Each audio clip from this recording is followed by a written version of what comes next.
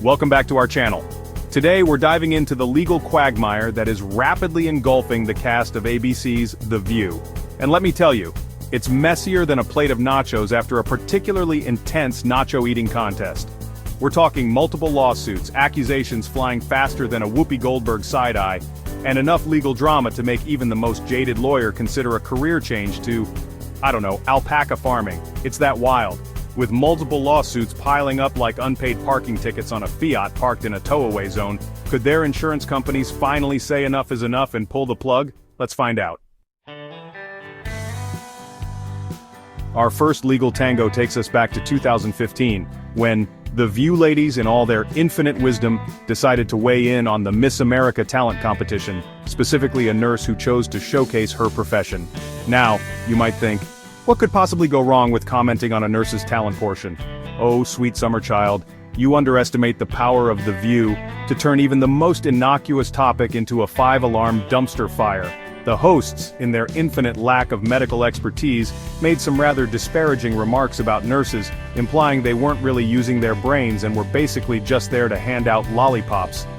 Naturally, this did not sit well with the nursing community, who promptly launched a lawsuit alleging defamation and damage to their profession.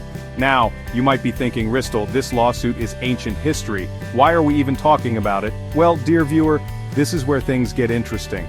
The case was initially dismissed, but like a zombie in a low-budget horror film, it has clawed its way back from the legal grave.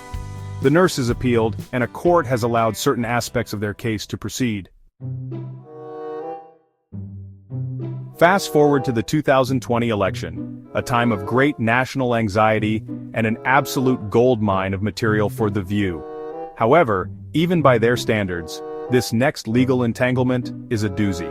One of the hosts, known for her, shall we say, outspoken views, made some rather bold claims about election fraud. We're talking claims so bold, they make a triple-stuffed Oreo look like a single-ply sheet of toilet paper. These weren't just your run-of-the-mill conspiracy theories whispered in hushed tones on internet forums. These were claims made on national television, to millions of viewers, and they caught the attention of an election technology company that claimed these unfounded accusations caused significant harm to their business. A lawsuit was filed, alleging defamation and seeking a hefty sum in damages. The host in question initially doubled down, but then, in a move that surprised absolutely no one, tried to walk back her statements, claiming she was simply expressing her opinion. The case is ongoing, and it will be interesting to see if a jury buys the whole "I was just stating my opinion" defense. Chapter 3. Lawsuit 3. The Comedian and the Controversial Joke. Our third act of legal theatrics involves a comedian known for his, shall we say, provocative material. He made a joke on The View that, depending on your sense of humor, was either side-splittingly funny or deeply offensive. I'll let you be the judge. Now, I'm not here to tell you whether or not you should find that joke funny. Humor is subjective. What is not subjective, however, are the laws regarding defamation and slander. The target of the joke felt it crossed a line and promptly lawyered up. The lawsuit claims the joke caused significant damage to the individual's reputation and career. The comedian, in his defense, argues that it was just a joke and that people need to lighten up.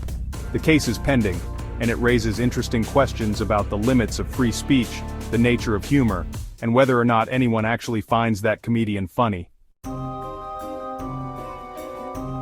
Chapter 4. Lawsuit 4. When guests attack. Sometimes it's not even the hosts of The View themselves who stir up the legal hornet's nest. Sometimes it's their guests. In this case, it was a guest known for their, shall we say, passionate political views.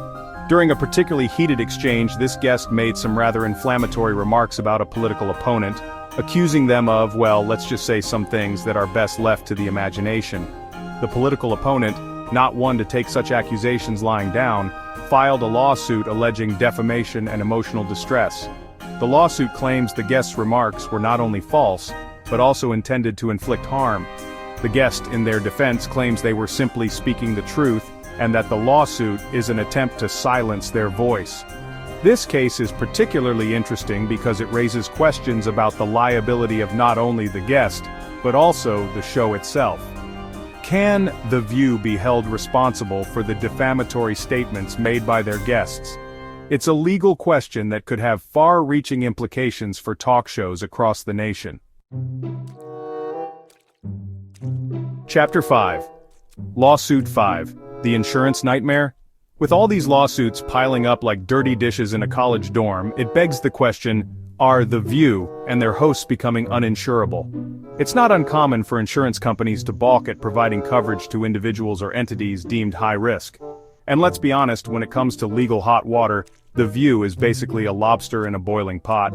Insurance companies consider a variety of factors when assessing risk, including past claims, the nature of the insured's profession, and the potential for future lawsuits. Given The View's track record, it's not inconceivable that their insurance premiums have skyrocketed, or that they've had difficulty securing coverage at all. In extreme cases, an insurance company might even choose to cancel a policy altogether if they deem the risk too great. While it's impossible to say for certain what's happening behind the scenes, the sheer volume of lawsuits facing The View raises serious questions about their insurability and the potential financial implications for both the show and its hosts. That's all for today's video. What do you think about the legal troubles facing The View? Are they victims of frivolous lawsuits, or are they reaping what they sow with their often controversial commentary? Let us know in the comments below. Don't forget to like, subscribe, and hit the bell icon for more updates. We'll be keeping a close eye on these cases and many more because let's be honest, when it comes to legal drama, The View is appointment television. And here's ABC's response to the situation. Insert ABC's response from the provided link. Make of that what you will.